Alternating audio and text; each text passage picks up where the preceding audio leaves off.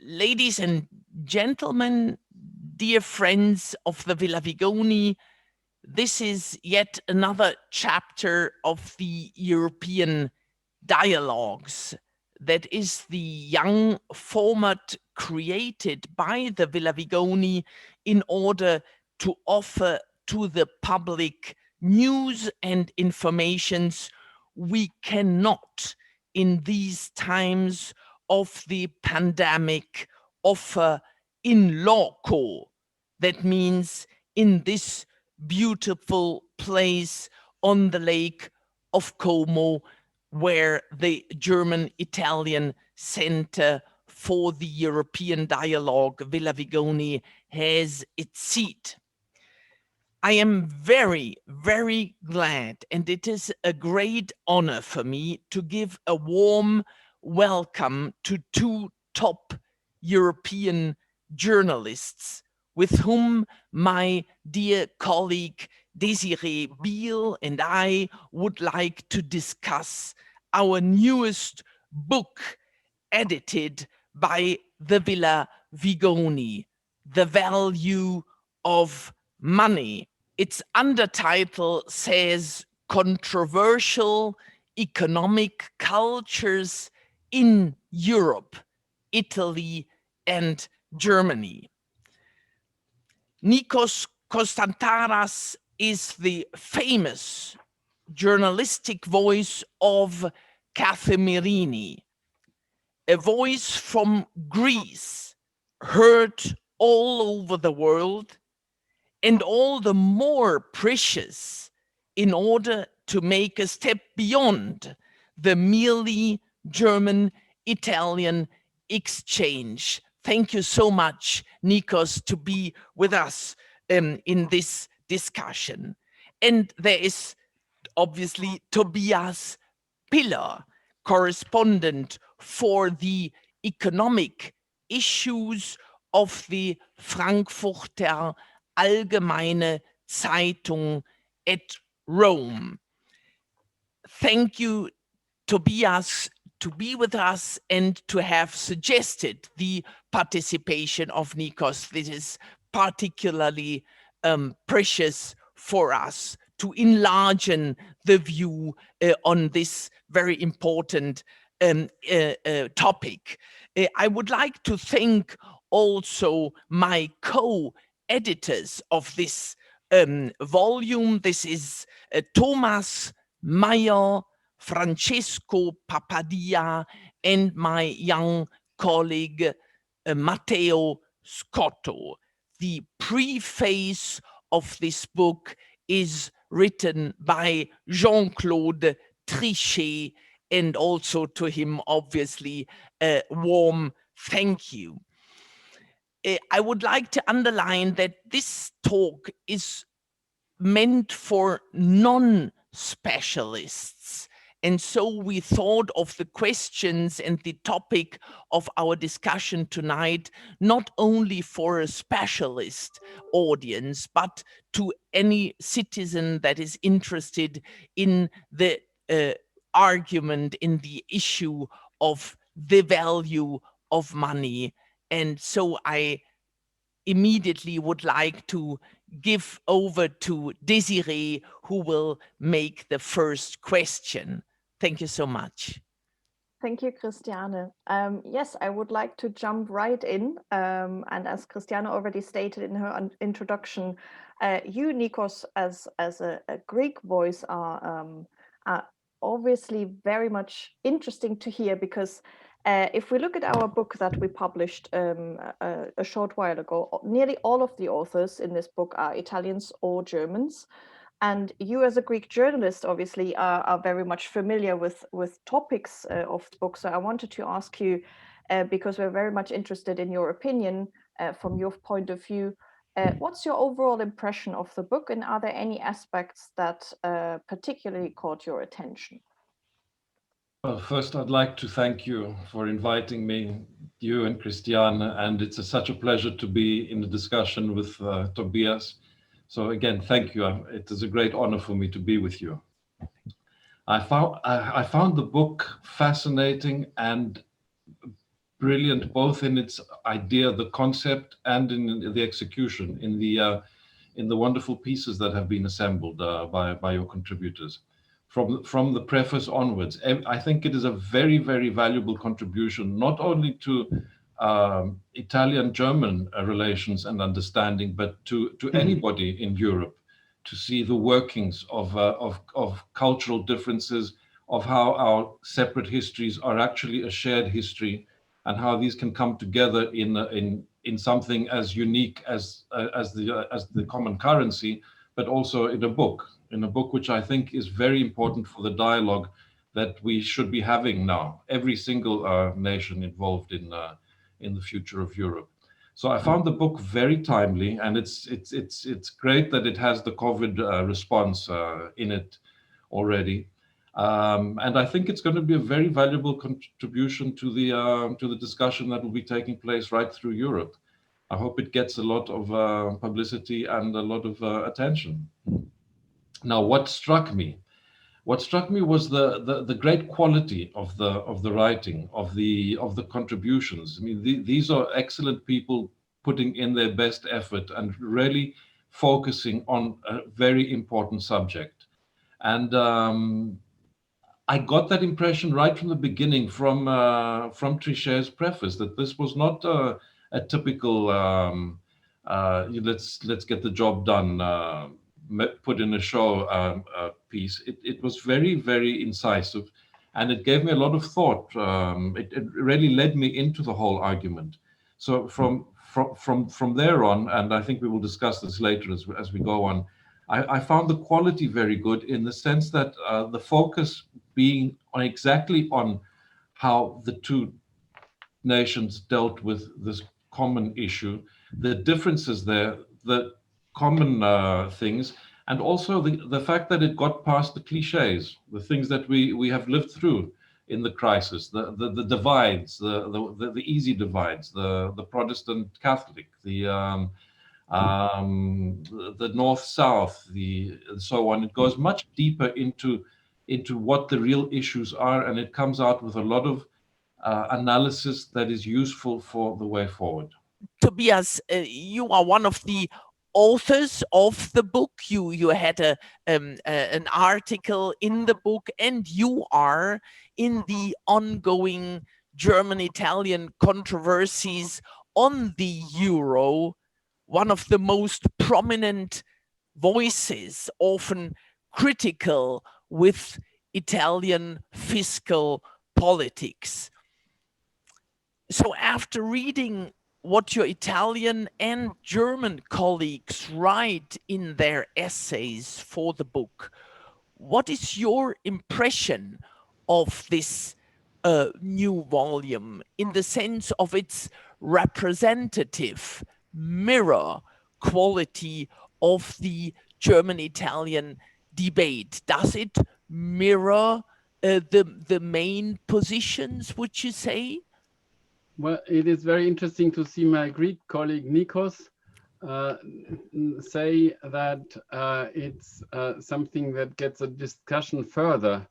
Whereas personally, I, Fred, sometimes find that this book reflects very well the divisions, the differences between the different positions. Because in Germany, there is a totally different view sometimes of money and of monetary union. It's a long-term view.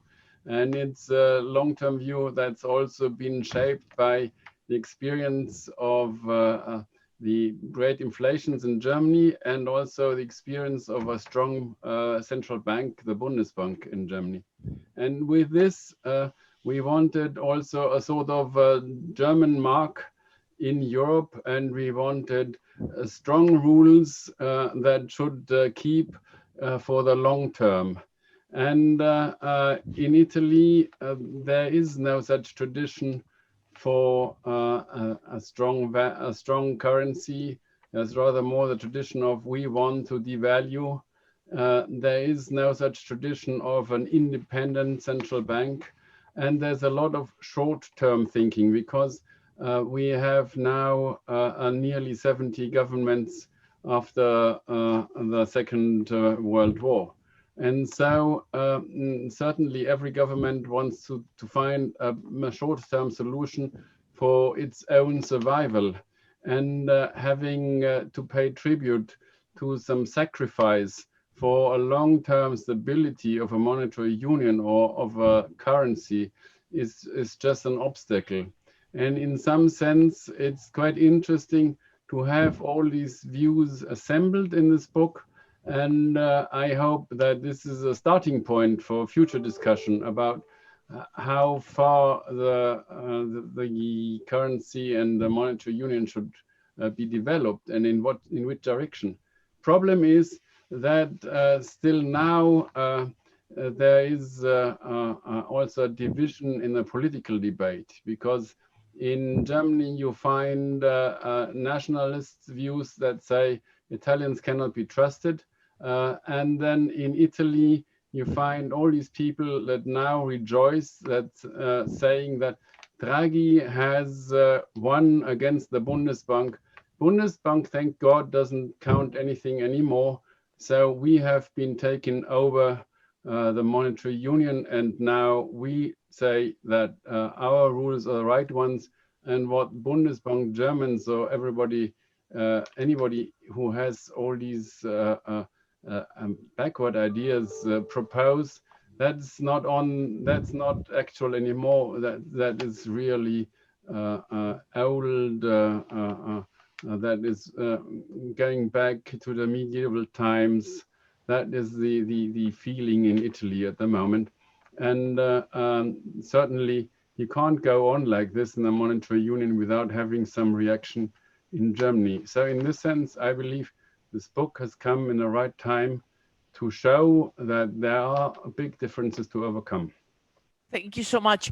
I think yes, the book might be the platform from which to start further discussions, and when pandemic conditions permit, I would be very glad if we could continue the discussion in loco, in the Villa Vigoni. And I would ask you, dear Nikos, this is exactly what to link with the answer Tobias gave us.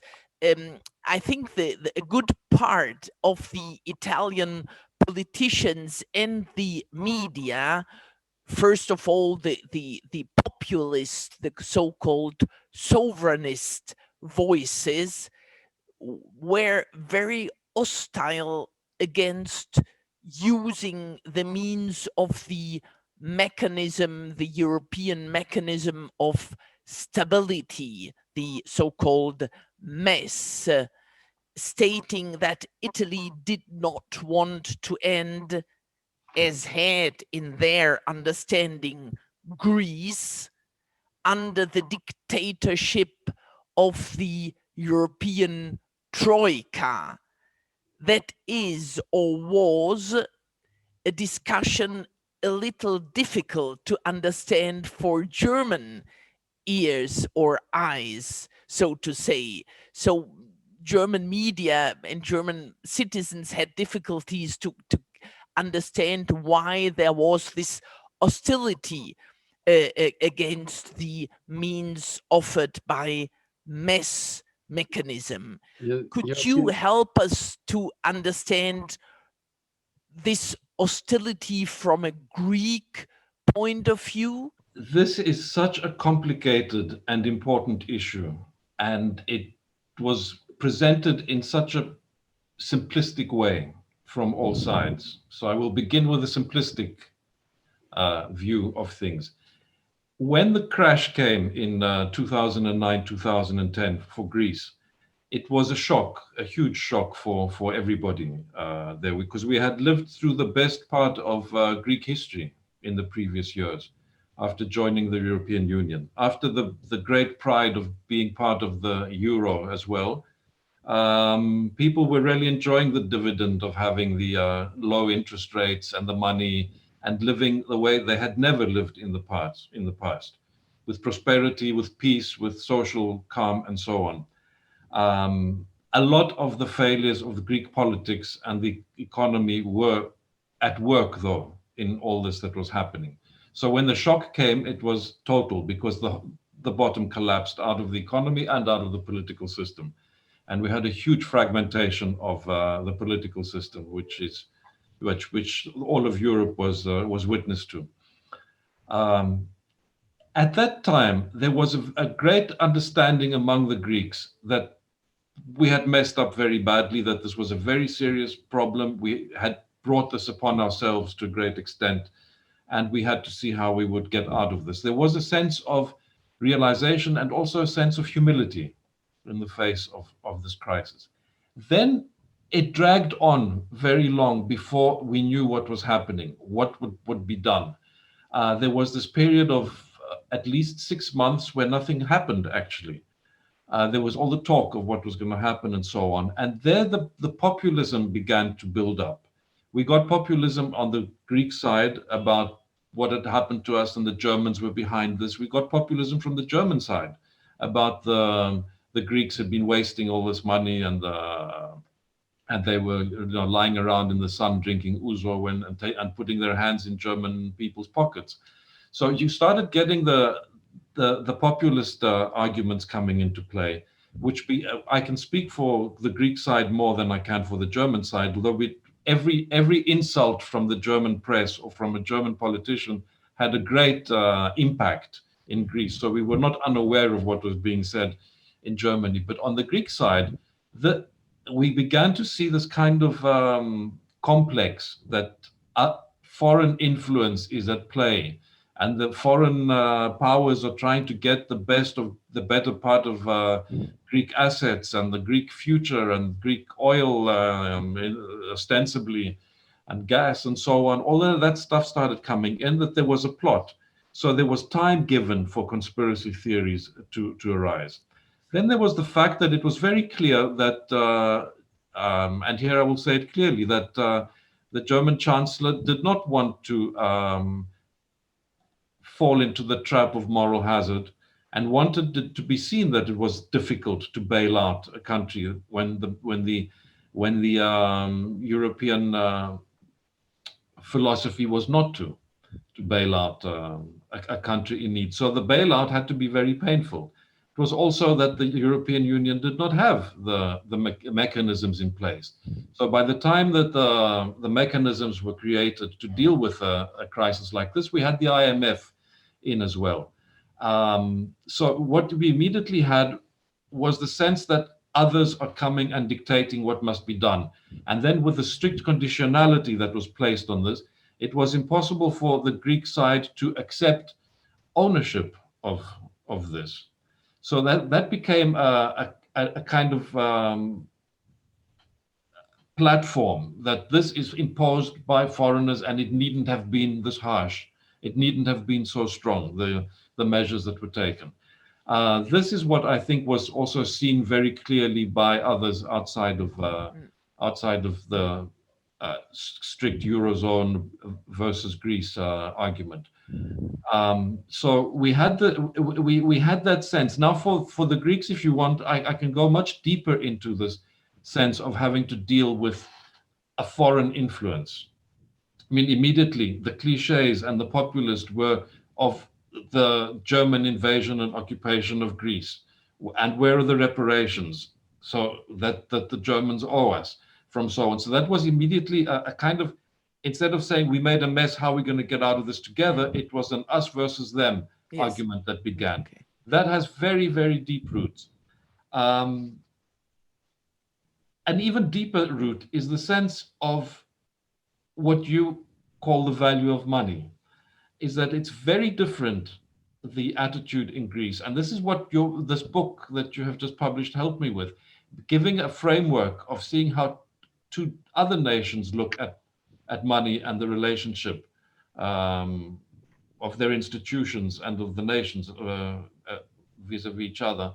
I could get a clearer look at the Greek aspect of this. Now we must remember that Greece, in its 200 years, and we're now celebrating the 200 years since the start of the revolution, is this year, has had 7 bankruptcies in that time. from the revolutionary era, from the 1820s, when they borrowed and they could not pay, they were closed out of the markets in the 1820s, right to now. So there is this sense of instability that is in the system. There's also the sense that we rely very much on foreigners to help when we're in trouble. And we've been under foreign supervision since the 1890s, after a bankruptcy then under war with Turkey that did not go well for the Greeks. There was the foreign intervention with a committee set up to run Greece's finances for many years. And that created the sense of the foreign influence all the time. So when we got to, and of course, with the foreign influence, there's the reaction to it, because dependency always creates a frustration and anger. So there is a culture immediately present of opposition to such things, not the ownership that we would have expected a country that had made a mess to accept. So those were the deeper things that were at play there. And that is also one of the reasons that we have the short-termism that Tobias referred to with regard to Italy. It's very prevalent in the Greek society, and that translates into politics and the economy. It's because there's such insecurity, economic and political, the short-term trumps everything. So it's very difficult to see beyond immediate survival. And when you're looking at immediate survival, you're not getting involved in the theories of monetary versus fiscal policy, or who should do what. It's save the house that's burning down, and then let's see how we get through this. So it was a very complicated issue that touched on many chords of the Greek national psyche, let's say, if there is such a thing. But there was enough time and enough influence from outside to create a very strong reaction to the humiliation of this bankruptcy. And that, I think, is the drama that we would see, that translated into the drama that you would see in the streets of fire bombings and mass rallies and so on, which was very evident to the rest of the world, and actually drew in all sides of every argument across the world. May I add 2 points or 3 to this? I believe that in the end, all this Greek crisis has been also hijacked from outside. So Italians said, you can't treat the Greeks like this, because somebody might have thought, if next time around Italians have a crisis, they don't want to be treated like this. They rather want to say to everybody else, you must help us, otherwise we will tear Europe down because we are far too big to fail. But apart from this, there are also international discussions like Keynesians, like Joseph Stiglitz, who said Greece is a victim of all these nasty monetarists from people who want austerity from Germany and north of Germany. And also this was an exaggeration. And there was too little understanding about the numbers, simple numbers, about how big the deficit was. And it was huge for many years. And I got an enlightening when I looked at the numbers of GDP, gross domestic product, per head in Greece. And if you compare the development of the gross domestic product per head, so in the sense how rich the Greeks have been in these years, if you compare 2000 and 2008, there was a growth of 66%. And if you put this next to some other countries in Eastern Europe or Southern Europe that have been growing rather well, like Slovakia, who had so many car factories, every few years a new one, Malta, who has an economy that is very differentiated, or Estonia, that has a really digitalized economy. If you put it next to them, you see that Greece has grown much faster even than those countries. And if you then ask, why did Greece grow so much faster? Did they have some really globally important invention? Did they invent Amazon or Facebook or something like that? If they had done something like this, you would have found numbers like this. If they had invented a new Nokia or something like this. But there was nothing like this. There was credit. And everybody was running to give credit to Greece because the Greeks paid a few percentage points more than the rest of Europe, where interests were low. So that was the whole point. It was credit, and on the whole, this created another deviation in Greece because you had a whole economy that was built on this, like selling goods that were imported with credit, or building houses and real estate which were created with this credit. But it was not anymore an export-orientated economy. So the economists divide between tradable goods, so things you can export, and non-tradable goods, things that are located in a local economy, like real estate, restaurants, bars, and so on. And the whole economy of Greece changed for being more invested in non-tradable goods. And after the crisis, they had to start up again with tradable goods, things that can be exported. And just to change the structure of the economy could not be done in a few months. And this was also part of the things that have not been communicated. But I think there has been all this layer of things, of arguments that is above Greece, because there were people who tried to use Greece as an example for nationalism in Germany, maybe anti-European feelings in Germany, but also anti-austerity feelings and feeling that anybody must have enough deficit in credit and to have a nice clientele government who wants to do whatever it wants. I agree with what Tobias says about how the economy was structured, but I want to point out a couple of things that are under the surface of the populist arguments. One of them is about the Greeks being very spendthrift. The Greeks, as I was growing up, were very careful with their money personally, very thrifty, very, let's say, almost Protestant in what the household was dealing with, very humble and careful. It was the political system that was built on the very strong client-patron system that became turbocharged with the money that came in, with the cheap interest rates, cheap loans. And what you found is that at the beginning of the crisis, the Greek consumer debt was very low compared to other countries. And if I remember correctly, lower than in Germany, and certainly much lower than in countries like Japan or the United States. Also, the defaulting, the delinquent loans in housing were about 5% of the of all loans. It was nothing unnatural or unreasonable that the Greek households were dealing with. What happened is that you got this nationwide, what can I say, madness of spending, because the political parties were trying to outdo each other. If a government was in power and it was not spending as much as possible, the opposition was pursuing it to spend more because they were promising to come in and spend even more. So what we got is this huge public sector that was huge and incompetent at the same time, because there was no point in putting political appointees in place and then making them work.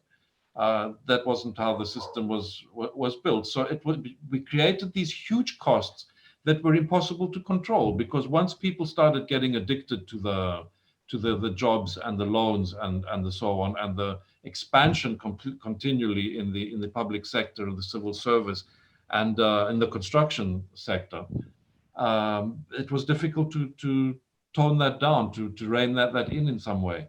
So that's how the country ran into the dead end initially with the crisis and with people having a huge drop in their revenues and the state having a huge drop in its revenues when GDP went down by 27% and unemployment was over 20% for a long time, and pensions were cut and everything was cut, then it was very difficult for people to keep up with what they were doing before in terms of their obligations, not in terms of the luxuries or whatever they might have been spending on. And then you got the private debt really ballooning and private the deposits dropping, and a very angry part of the population showing that anger and creating even more turmoil, and that took on an energy of its own, which was very destructive and difficult to control.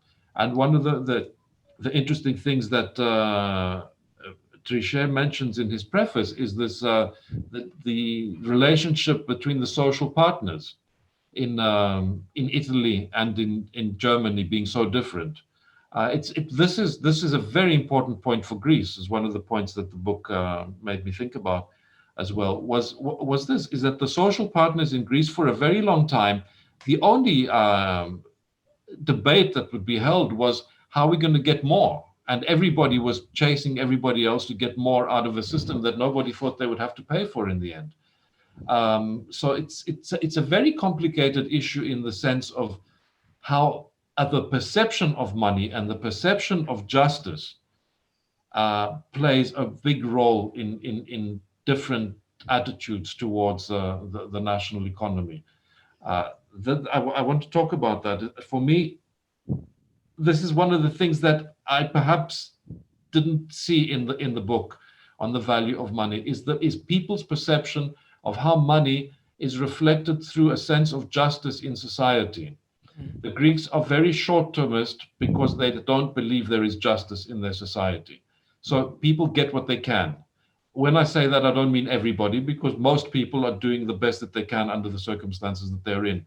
But there is a culture of no moral hazard, that people will break the law and they will not be punished for it. So those who do not break the law feel foolish about it. So they also are either in a state of complaint all the time, or also try to get away with something if they can get away with it, because they know they're fools not to. That is very strong when you have institutions that have been undermined by politicians for a very long time, when you've got foreign influence being played up or being existent, because there was a huge foreign influence in Greece for all of its history, from the great powers right down to the Cold War. That was always other people, other nations calling the shots.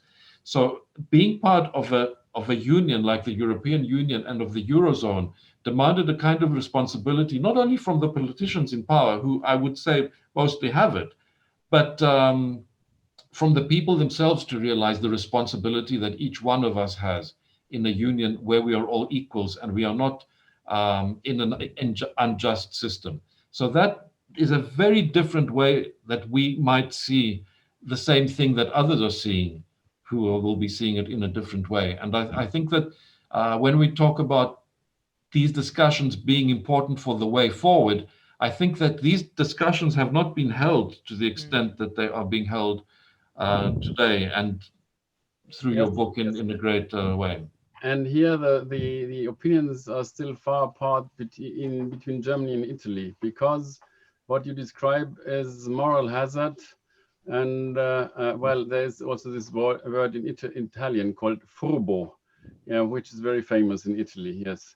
And this is what Germans as a prejudice would always believe in front of Italians. And the question is, why should somebody contribute out of solidarity towards the union, towards another state in the union, if this contribution then slows down reforms, takes a country out of the market reaction?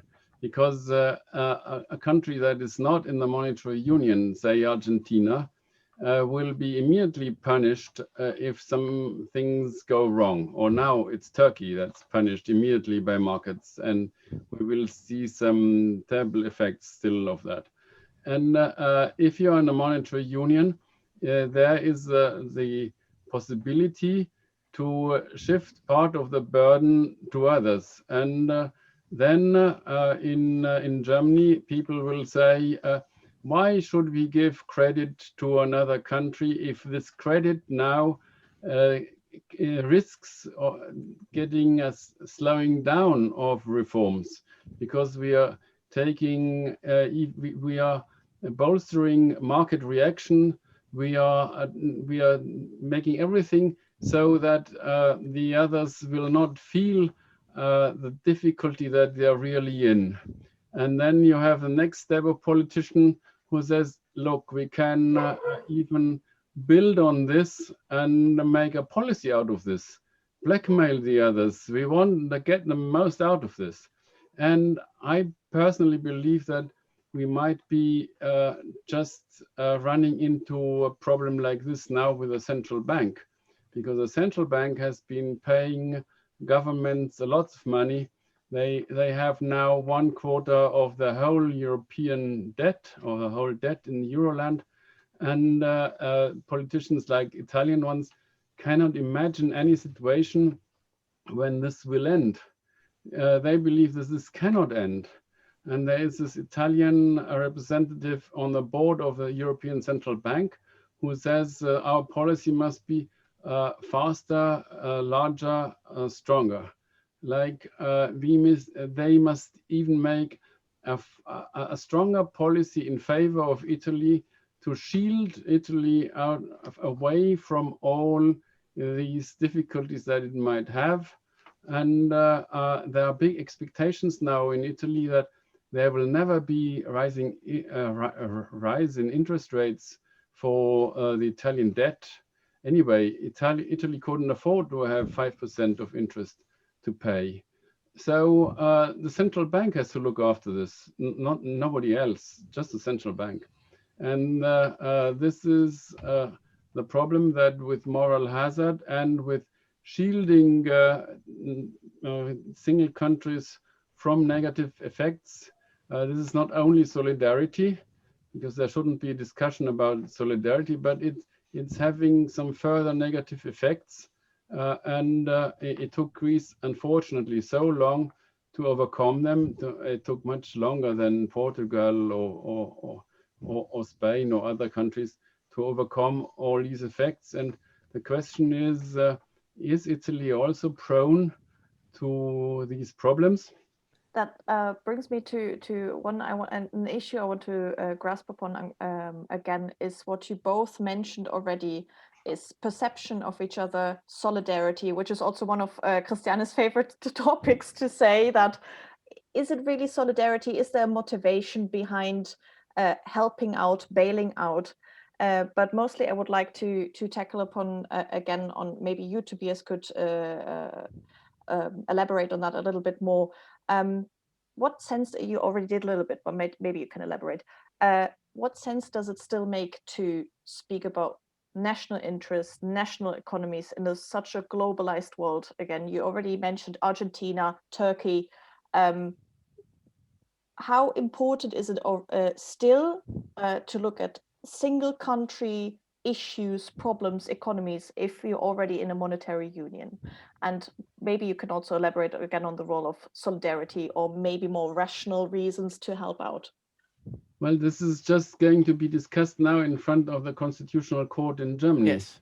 Because there is a question now in Germany: will this EU Next Generation Fund be a one-off, or will it be there forever? And even before this has been discussed in Brussels, now we have an important Italian politician, Enrico Letta, the new head of the Democratic Party, saying, certainly this has to be forever. And but this means that German taxpayers would have to pay forever into a mechanism which does not cannot be controlled by German taxpayers' parliamentary representatives, and however, they need to pay maybe forever, and this is something that is then going out of control. So let me come back to something that is not so difficult in a nationalist way. We had this system within Germany, a system that helped poorer regions by getting money from the richer regions. So there was some system where the money was divided, and there was a system where we had, of the 16 regions in Germany, 3 had to pay, and they didn't want to pay, and they found the system unjust, and there were really some stupid rules in the system that were an incentive not to save any money. But the poorer regions always voted by majority that the richer regions have to pay, and the richer ones were a minority. And it took many, many years to abolish the system, and it was even abolished by the federal state giving ever more money to the poor regions, and so they were bought out. So just to get out of European nationalist systems, this was a stupid system, and it was a system that did not make people any more responsible in these poor regions. In this sense, I'm personally very much in favor of solidarity. I'm very much in favor of having a system that not only bails out, that gives now in this crisis an incentive to all countries that are not doing so well in having a boost of growth. But if there is a sort of general system where money comes pouring in from somewhere, then we have a risk that it will create the opposite. People will not be responsible, and politicians in Italy already start selling the idea there is something like a free lunch. We can have more deficit and we can spend more money. We will not have the old solidarity pact, and somehow it's going to work out, and somebody is going to pay for our debt, maybe central bank. And this is just a system that does not work well. I think this is why the debate would be very useful to be widened to more policymakers and opinion leaders and so on. It's because when we look at rules versus discretion, which is part of the debate that we've been having, and we look at where we live today, and the road that we've taken to get to where we are in the Eurozone today, and the Eurozone as part of Europe, and that as part of the world, I think it is completely logical and necessary for the combination of the two. You need rules and you need discretion, and one side cannot be fixed on one of these. And one of the things of looking at the history of the German economy or the Italian economy, not so much the Greek economy, which was very dependent on outside factors, is how long it is and how many adventures they've been through and how much inventiveness was brought in to solve problems that existed. Nothing was one or the other all the time. And I think the challenges now in this, with the global crisis that we've been through, and with the COVID, on the one hand, and on the other, these huge amounts of money that are going into the restructuring, I would say, even of the global economy, the money that the Americans are throwing in, the money that the Europeans are throwing in, is going to change economies very much. And we're at a position now where I think what we knew a year ago is very different. So looking at the Eurozone in a national way, what is Germany giving, what is being taken from the other, who is being picked on for being weaker or whatever, I think that is not where the argument should be. I think the argument should be whether there is a union, whether we are going to move closer towards political union to support the monetary union or not. And I think that the last few years have shown that we are moving towards greater union. And that has to be sold to perhaps not to politicians, but to the publics of the countries involved, because it is very different to look at things from a national point of view, which country is taking money from me and which is exploiting me, to seeing how we're going to get through the next 100 years. That has to be solved. I mean, we talk about short-termism, but it is short-termism, again, if you look at the political debate in Germany very often. Short-termism and in a federal system as well, which complicates it even further. Oh yes, this argument has been used certainly also in Germany to give a profile to some politicians. But there is some interesting paradox, because if you have a system with solidarity linked to some conditions, this might be able to push countries that need a restructuring to more growth and to more sustainability. And then it is also easier to let go on the rules and to have some more common funds in Brussels. But if governments in these weaker countries do not want reforms and do not want conditions and just want to spend the money, then they will need more money, but they will be also more against conditions, and there will be more nationalism. So in this sense, personally, I would be rather in favor of conditionality, growth, and then in this sense, the recovery fund would be unnecessary for the future. And we should not try to have some sort of mezzogiorno financed forever from Brussels, because that is not an incentive to get any better and to change anything. And that is going to be the beginning of the end of Europe. Well, we said we must combine rules and discretion. Yeah. I think this is both your comments are kind of a beautiful, ideal conclusion on our discussion, and I would like to thank you again, because I think what you told us, Nikos, and you added to it, Tobias, is perhaps the combination of both rules, laws, and the politics, the discretion, might perhaps in an ideal world be the classical European method to resolve problems, to be nor only one side, neither only the other, that there has to be a kind of compromise, and that politics count, and perhaps the Germans have to learn that politics does not mean just arbitrary decisions from one day to another, but they might be more calculated or more predictable, but also that rules and regulations and laws enhance the affordability of a partnership.